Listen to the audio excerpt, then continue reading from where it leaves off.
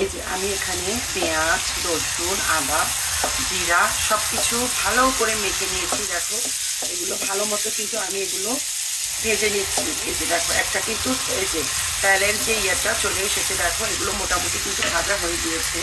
তো আমি এখানে না এখন এই যে চিংড়িগুলো দিয়ে দিচ্ছি। দেখো তোমরা কিছু চিংড়ি আমি ছিলে নিয়েছি। আমি না প্রথমে চিংড়িগুলো একটু সেদ্ধ করে নিই, কারণ আমার খুব ভালো লাগে। তো এই যে আমি নিয়ে নিচ্ছি, দেখো তোমরা। তো আমি এগুলো কষিয়ে নিচ্ছি। তো এই যে দেখো আমি ভালো মতো এটা কষিয়ে নিচ্ছি। তো এই যে দেখো আমার কষানোটা দেখো তোমরা কেমন হচ্ছে। দেখো তো আমি মনে করি না প্রত্যেকটা তরকারিতে যদি কষানোটা ভালো হয় তবেই কিন্তু খেতে মজা হবে, ঠিক আছে? তো দেখো তো আমার চিংড়ি কষানোটা কেমন হয়েছে দেখো তোমরা।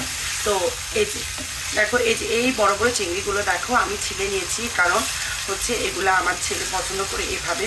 তো আমি এভাবেও দিয়েছি যাতে আমার দেখতে ভালো লাগে। তো এটাই হচ্ছে কিন্তু দেখো তোমরা আমার মাখা মাখা চিংড়ি। এখানে আমি আর কিছু দিব না, এভাবে আমি অনেকক্ষণ কষাতে থাকবো, ঠিক আছে?